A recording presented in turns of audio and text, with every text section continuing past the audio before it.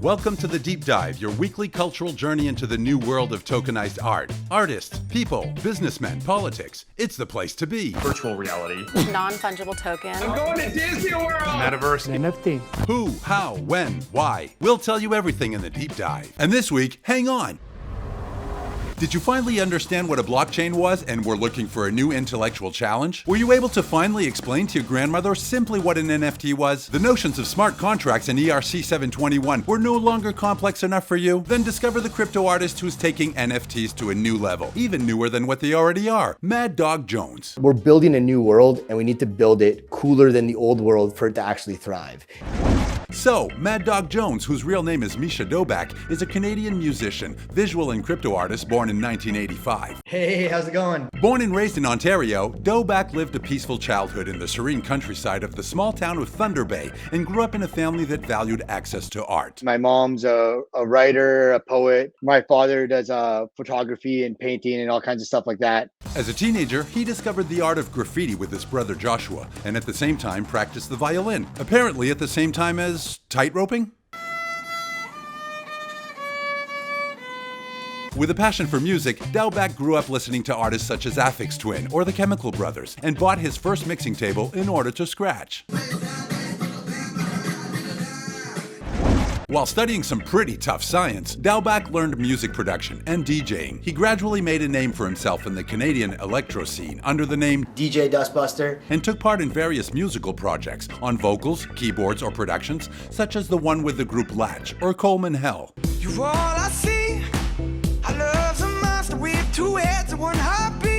Yep, that's really him we see furtively in the clip here, or there. And Misha finally decided to stop studying to devote himself solely to art. My art just kind of kept popping off and doing better and better and better until like the science career just kind of slowly like drifted away. I couldn't stop being an artist. Some of his songs were very successful, like this hit by Coleman Hell, which was viewed more than 13 million times on YouTube. And while his musical career was destined for a bright future and his musical projects became bigger and bigger, Doback finally decided to stop everything in 2017. I quit. As he considered the music industry too toxic. It felt so gross in there. People felt so fake. A radical decision that leaves Doback no other choice than to focus all his efforts on a new grind, graphics and illustration. He discovered the Procreate software for iPad and posted his first work on Instagram, since then deleted from the net under the name Mad Dog Jones. I had this moniker, Mad Dog Jones, from when I was a little kid playing video games. It's like my video game alias. Doback quickly finds his style and proposes retro-futuristic environments with highly pronounced colors, originating in the cyberpunk movement influenced by Blade Runner or Akira.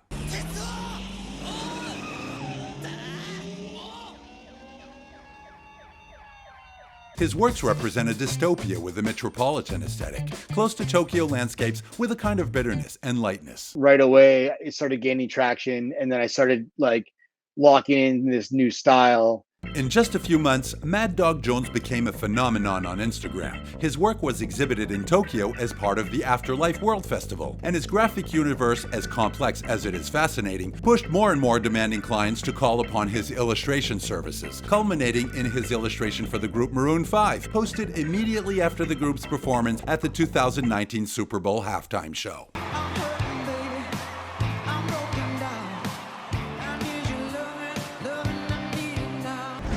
Up to 2020, Doback continues to feed his Instagram with his hypnotic works, while continuing to collaborate with external clients, until one of his friends tells him about a site of a new kind for him. And he was like, hey dude, super rare.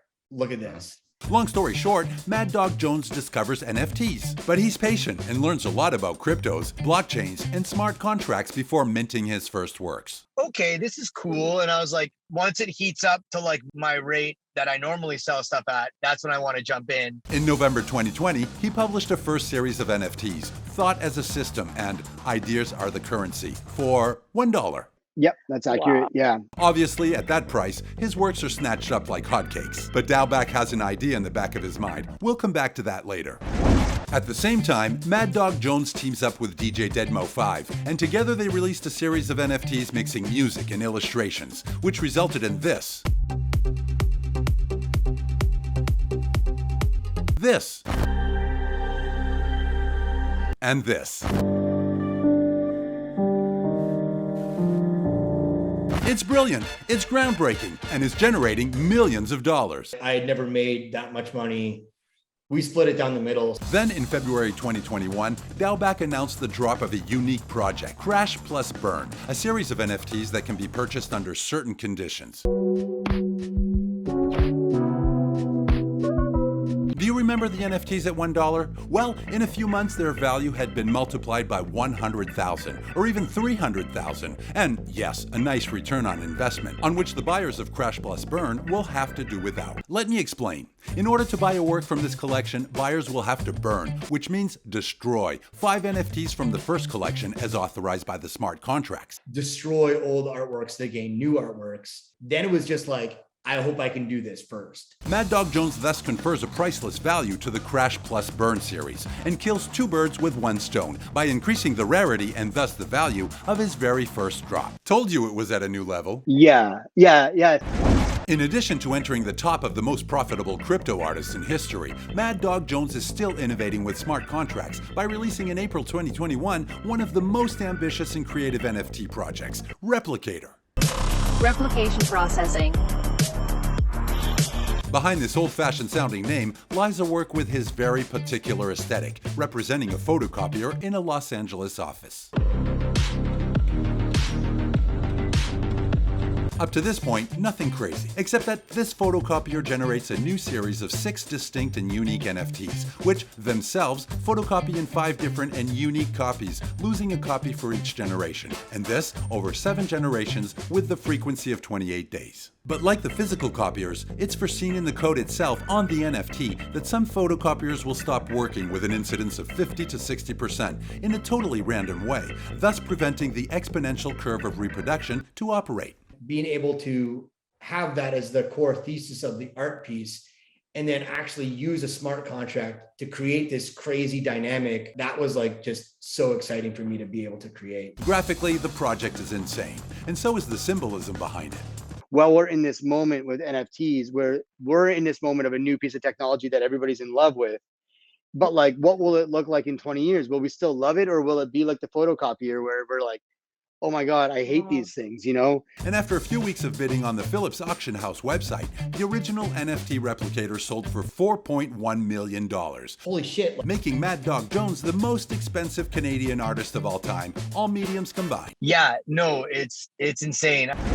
Beyond his unique and personal art, a reflection of his time and generation, and by exploring the possibilities brought by the various technologies specific to cryptocurrencies, Mad Dog Jones shows an extraordinary creativity that succeeds in giving a certain form of life and humanity to the lines of code, and to the codes themselves, often very strict, of the blockchains and also, paradoxically, of the crypto art itself.